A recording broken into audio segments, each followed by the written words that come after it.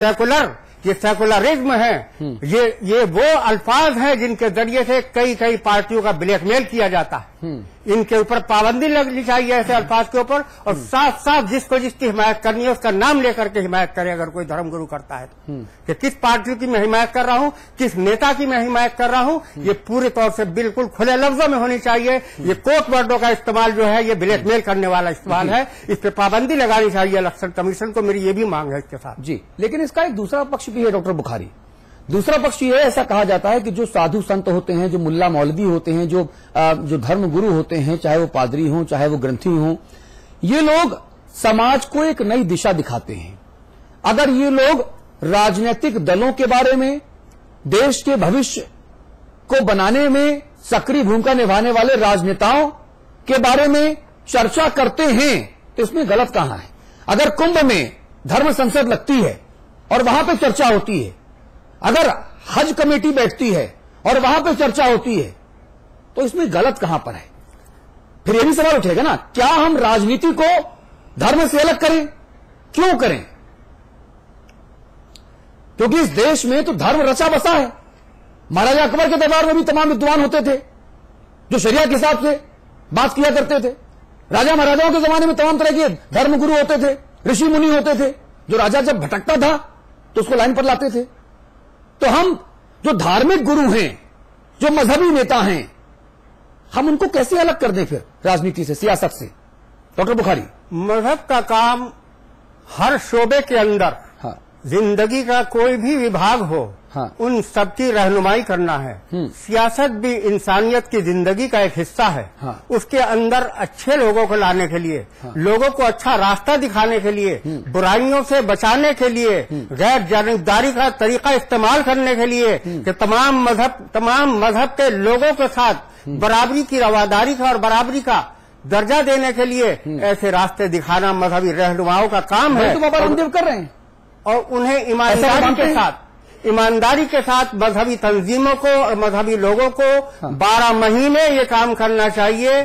किसी एक की जानिबदारी या किसी एक आका की राजी और नाराजगी का ठीक है ख्याल न रखें बिल्कुल भी, बल्कि सबके लिए बराबर का इस तरीके से इस्तेमाल करें और सबको अच्छा रास्ता दिखाने का काम करें। सबको इंसानियत की दावत दें। ये जो दरवाजे बंद करके बैठते हैं लोग कि फला से बात नहीं करनी और फला से जो है हम फला की हिमायत करनी है, ये कतई मजहब के खिलाफ है। हिलाल नकवी साहब, मजहब हर इंसान के साथ भलाई का, अच्छाई का पैगाम देने की बात करता है। डॉक्टर बुखारी कह रहे हैं कि साहब 12 महीने काम किया जाए कि आप राजनीति में अच्छे लोगों को लाएं और उसका प्रचार करें। ये तो धर्मगुरुओं का काम होता है, वो समाज में भी अच्छाई को फैलाते हैं। और राजनीति समाज से अलग तो है नहीं, अलहदा तो है नहीं। डॉक्टर हिलाल नकवी, सवाल यहां पर इसलिए पैदा होता है हिलाल भाई, बाबा रामदेव तो पिछले 17-18 महीने से कांग्रेस की मुखालफत कर रहे हैं और बीजेपी के समर्थन में हैं। उसके बावजूद भाजपा वाले रामदेव को अपनाने को तैयार नहीं है। फिर इसी मंशा पर सवाल इसलिए उठते हैं।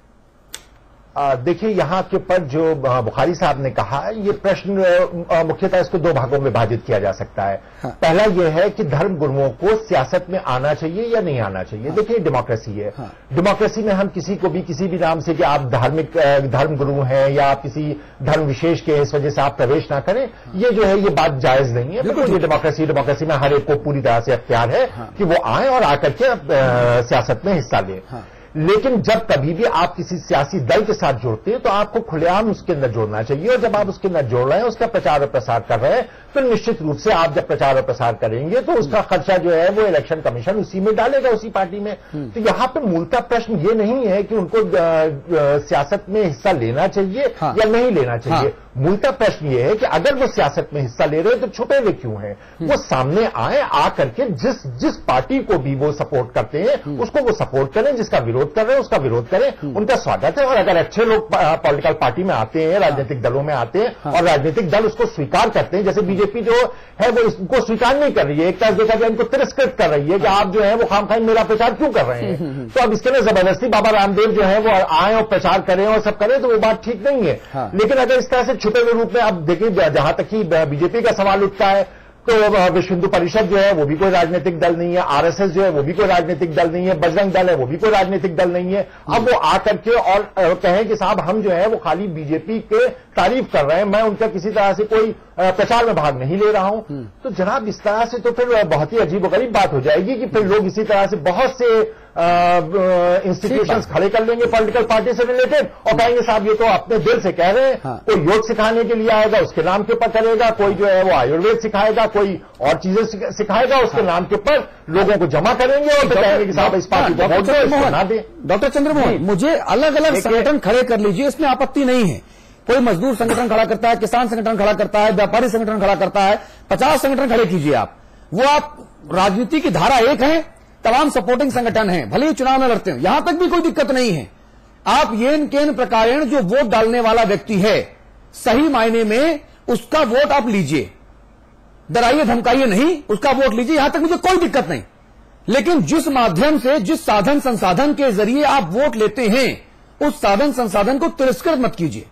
यही तो चुनाव आयोग भी कह रहा है, यही हिलाल साहब भी कह रहे हैं, यही मैं भी कह रहा हूं कि बाबा रामदेव जब विश्वविद्यालय का उद्घाटन करते हैं हरिद्वार में, तो मोदी जी को 6 घंटा वहां बिठा के रखते हैं।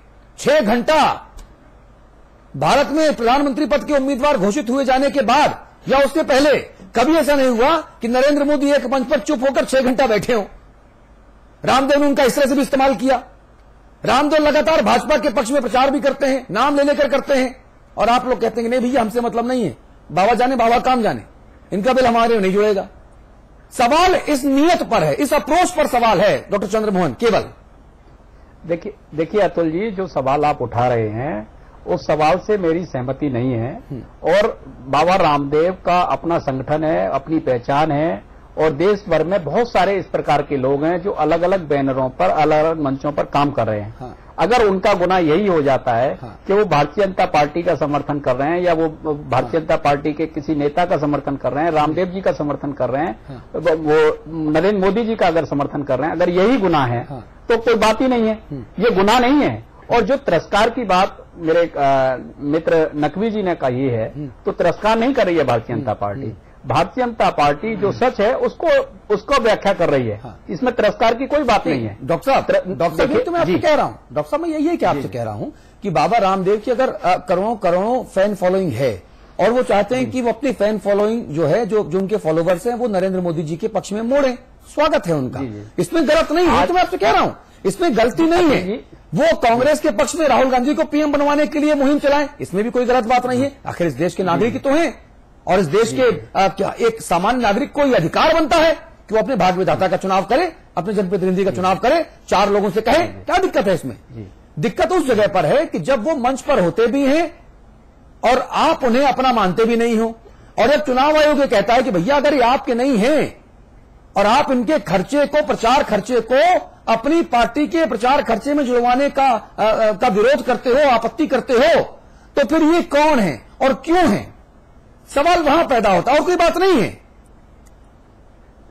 देखिए अतुल जी, उनकी अपनी पहचान है, वो देश के एक विशिष्ट नागरिक हैं। विशिष्ट नागरिक का उन्होंने सम्मान प्राप्त किया है, देशवासियों के मन में उनको लेकर एक विशेष भाव है। अब कोई पत्रकार के नाते अगर कोई स्थान प्राप्त करता है देश में, तो कोई वो गुनाह नहीं करता है। कोई संत के रूप में अगर अपनी फॉलोइंग खड़ी करता है, समाचार प्लस ने अपनी फॉलोइंग खड़ी की है, समाचार प्लस को देखने वाले दर्शक वर्ग बने हैं, तो इसमें कोई गुनाह नहीं है। नहीं, लेकिन अगर समाचार मैं समाचार प्लस के 20 करोड़ दर्शकों के सामने नरेंद्र मोदी या राहुल गांधी या किसी XYZ का अंधभक्ति के तहत आंखों में पट्टी बांधकर 24 घंटे खबर चलाऊं जो एक तरफा हो, वो इस देश के लिए सही नहीं है। देखिए अतुल जी हो सकता है उत्तर प्रदेश में परिस्थिति इस प्रकार की बन जाए कि आपको भी लोग ये मानने लग जाएं कि आप भारतीय जनता पार्टी का प्रचार कर रहे हैं।